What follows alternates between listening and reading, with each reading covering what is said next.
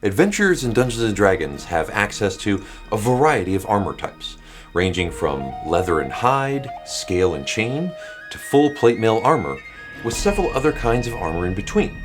On today's D&D Academy, we're covering all of armor in D&D.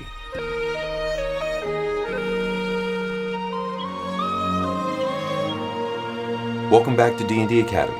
My name is Paul, and I'm the Dungeon Master here at House of Crit. In Dungeons & Dragons, adventurers face danger at nearly every turn and need all the protection they can get. So one of a hero's most important pieces of adventuring equipment is their armor. In an earlier video, we talked about armor class, or AC, which is the target number needed to reach on an attack roll to hit a target. This is where armor comes into play. A creature wearing no armor at all has a base AC of 10. A creature's dexterity modifier is added to this, giving unarmored creatures a potential AC higher than 10. For instance, an unarmored creature with a dexterity modifier of +2 would have an AC of 12. Armor, however, changes this base AC. Each piece of armor has a base AC it grants instead of the unarmored value of 10, as well as other features. Let's look at the armor table found in the player's handbook on page 145. Here is all of the basic armor found in D&D. The table is broken down into type, cost, armor class, strength, stealth, and weight. Let's go ahead and start with type. Armor comes in 4 different types: light, medium, heavy, and shields. Now, while you can wear any type of armor, you must be proficient with the type of armor you're wearing to properly use it. Otherwise, you have disadvantage on any ability check, saving throw, or attack roll that involves strength or dexterity, and you cannot cast spells. The second column on the table is the armor's cost in gold, and the third column is the base armor class that piece of armor grants. The different types of armor can also take into account your character's dexterity modifier. Light armor allows you to add your full dexterity modifier to the armor's AC. Medium armor also allows you to add your dexterity modifier to the armor's AC. However, the maximum bonus you can add to your AC is +2 while wearing medium armor. If your character has a dexterity modifier of +4 and you're wearing medium armor, the bonus is still only +2, unfortunately. Heavy armor does not add any bonuses from dexterity at all. The armor's base AC is it. Heavy armor also has an additional requirement to wear. The heaviest armors have an additional strength requirement to even wear them correctly.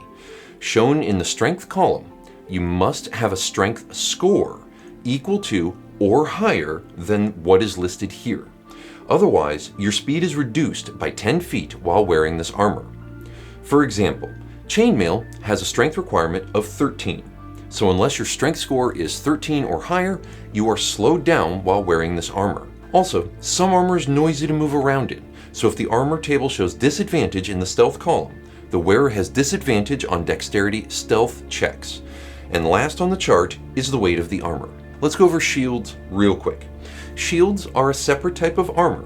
Some classes are proficient with shields, but no other types of armor. Regardless of what they're made of, all shields grant an AC bonus of +2 and require one hand to use.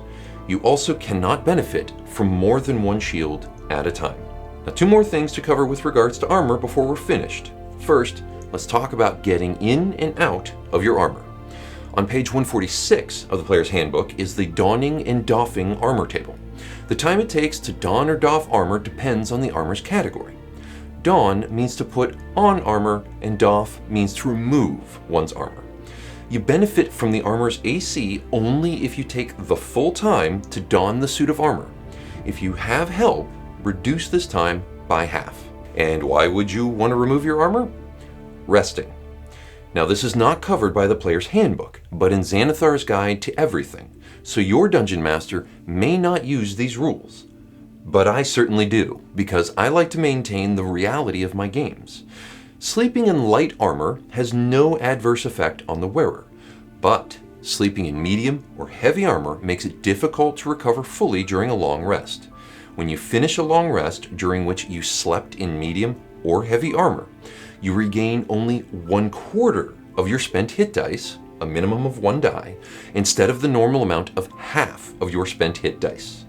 Also, if you have any levels of exhaustion, resting in medium or heavy armor does not reduce your exhaustion level, and that covers all the basic rules regarding armor in Dungeons & Dragons.